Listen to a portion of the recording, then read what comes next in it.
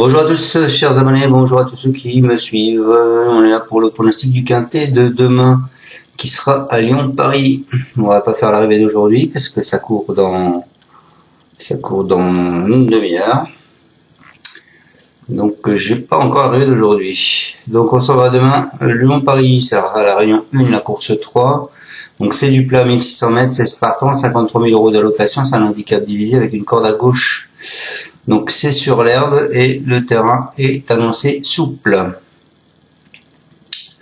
Quoi vous dire sur cette course? Ils sont tous, je vous dis quoi, ils sont tous confiants pour une place. Donc ça va être assez compliqué.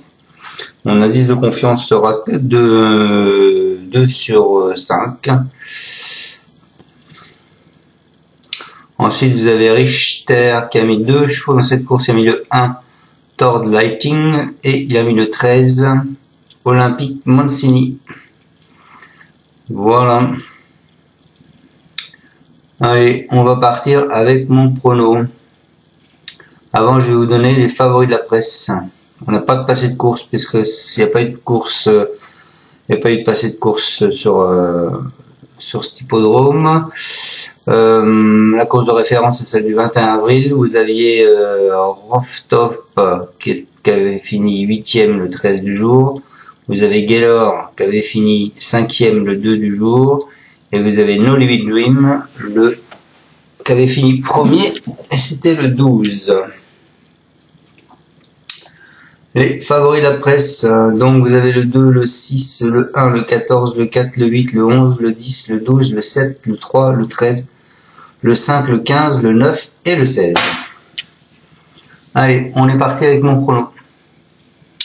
Moi demain je pars en tête avec le 2. Le 2 qui est Gaylor, il est auteur d'une belle rentrée dans une classe 3, bien composée à Nantes. C'est un concurrent entraîné par Carilla Fay. Elle s'est bien comportée pour son retour dans le handicap en se classant 5e à Fontainebleau. Bien que longuement attentiste en dernier lieu, il est également capable de prendre les choses en main durant le parcours. Donc je pense que sa place est à l'arrivée. Ensuite, je suis pas... j'invente rien, je vous ai mis le 6 Zrian. Il a été longtemps écarté des pistes, sans concurrent d'Al Al-Zali. Il s'est imposé très sûrement dans le quintet, un handicap à Chantilly, tout en bénéficiant d'1 kg de décharge. Il était décevant à Saint-Cloud depuis. Il va prendre part à son premier quintet avec 6 livres de surcharge. Il a toutefois gagné lors de son unique tentative sur ce parcours et il mérite dès lors un certain crédit. Ensuite, je vous ai mis le 14 David Unruh. Il a été seulement 6e au retrait récent dans le quintet plus de référence réservé aux femelles à Chantilly. C'est un élève de Jean-Pierre Gauvin. Il voit sa valeur baisser d'1 kg. Peu à son avantage en 2025. Elle n'évolue plus à son meilleur niveau, bien qu'elle retrouve la piste de son dernier succès. Je pense qu'elle pourra peut-être venir créer la surprise. Ensuite, je vous ai mis le 12, Dom Bertrand, c'est un protégé de Louis Giscard d'Estaing. Il s'était classé 3e du quintet du 22 février.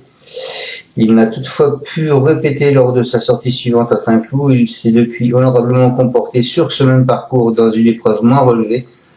En 37, il semble pris à sa juste valeur et bien qu'il n'ait pas de marge, il garde son mot à dire pour les places. Ensuite, c'est un cheval que je suis, je vous ai mis le 8. Le 8 qui est sous la neige, dans le quintet du 27 mars, pensionnaire de Gavin Hernon a terminé dans une plaisante action pour sa première tentative à ce niveau. Il s'est depuis illustré où il a fait 2e outre-Manche à Lincolnfield Park dans un gros handicap. Il était déjà associé à Marco Gianni.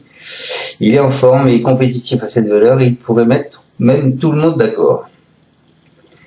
Et je finis ma sélection en 6 sur internet avec le 16 Max Vers.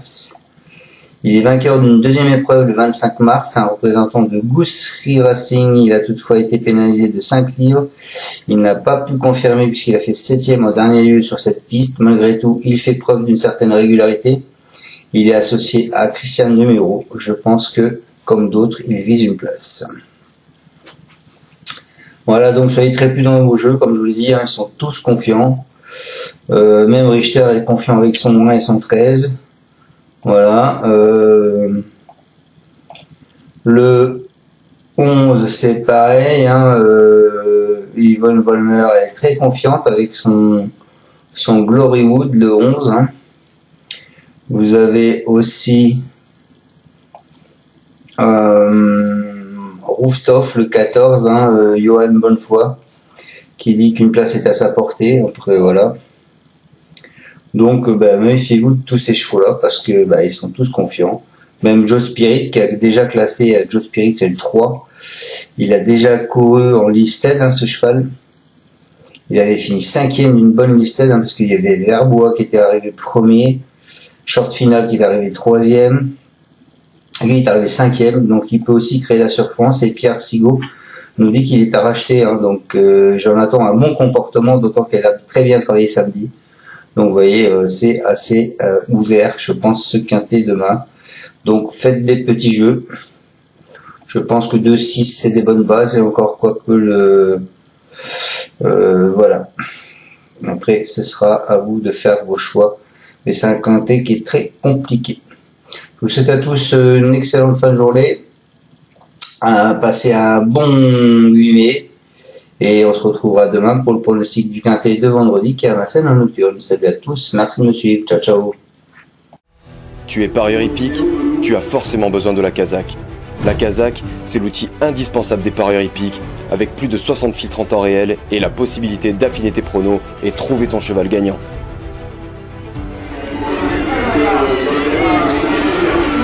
La Kazakh, l'outil indispensable des parieurs hippiques et des passionnés.